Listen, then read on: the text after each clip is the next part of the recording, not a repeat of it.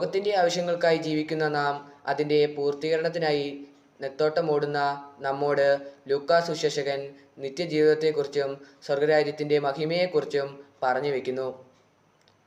ലോകത്തിൻ്റെ ആവശ്യങ്ങൾ മാത്രം നിറവേറ്റി മുന്നോട്ടു പോയാൽ ആത്മീയമായ വളർച്ചയ്ക്ക് പ്രാധാന്യം നൽകിയില്ലെങ്കിൽ ജീവിതം വ്യർത്ഥമായി തീരും.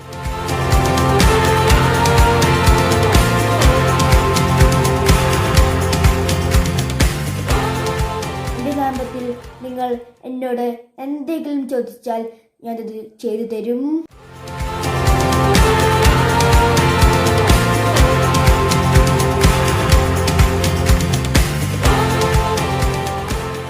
വരാനിരിക്കുന്ന ക്രിസ്മസിൻ്റെ മംഗളങ്ങൾ നേരുന്നു. മറ്റൊരു ക്രിസ്മസ് കാലം കൂടി വരികയാണല്ലോ. സന്തോഷത്തിൻ്റെ ദിവസങ്ങളാണല്ലോ അവ. കാലം ചക്രവാളങ്ങളെയും ഭേദിച്ചുകൊണ്ട് മുന്നേറുമ്പോൾ പലവിധ മാറ്റങ്ങളും നമ്മുടെ ജീവിതത്തിൽ അരങ്ങേറിക്കൊണ്ടിരിക്കുന്നു. തിരുപ്പിറവിയെ വരവേൽക്കാൻ ഒരുങ്ങുന്ന ഈ വേളയിൽ നാം നമ്മെ തന്നെ ഒന്ന് പരിശോധിക്കേണ്ടിയിരിക്കുന്നു. ദൈവവചനത്തിനും വിശ്വാസ ജീവിതത്തിനും നാം നൽകുന്ന പ്രാധാന്യം നമ്മുടെ മാനസിക വളർച്ചയെയും മുൻപോട്ടുള്ള ജീവിതത്തെയും ഏറെ സ്വാധീനിക്കുന്നു എന്ന യാഥാർത്ഥ്യം നാം മനസ്സിലാക്കേണ്ടിയിരിക്കുന്നു. ലോകത്തിൻ്റെ ആവശ്യങ്ങൾക്കായി ജീവിക്കുന്ന നാം അതിൻ്റെ പൂർത്തീകരണത്തിനായി നെത്തോട്ടമോടുന്ന നമ്മോട് ലൂക്കാ സുവിശേഷകൻ നിത്യജീവിതത്തെക്കുറിച്ചും സ്വർഗരാജ്യത്തിൻ്റെ മഹിമയെക്കുറിച്ചും പറഞ്ഞു വയ്ക്കുന്നു. ലോകത്തിൻ്റെ ആവശ്യങ്ങൾ മാത്രം നിറവേറ്റി മുന്നോട്ടു പോയാൽ ആത്മീയമായ വളർച്ചയ്ക്ക് പ്രാധാന്യം നൽകിയില്ലെങ്കിൽ ജീവിതം വ്യർത്ഥമായി തീരും.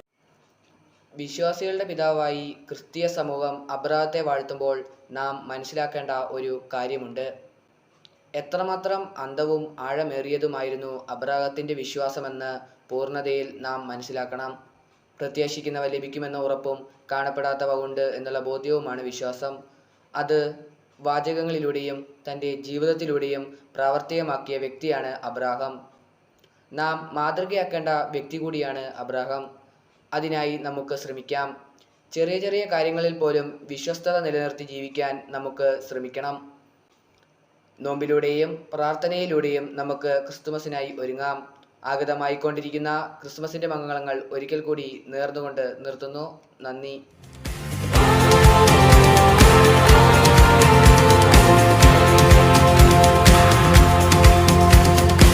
സർവജനത്തിനും പ്രത്യാശയേകും ആനന്ദത്തിൻ സുവിശേഷം കർത്തനാകും ക്രിസ്തേശുനാഥൻ പാരിൽ പിറന്നതാരുല്ലാസം.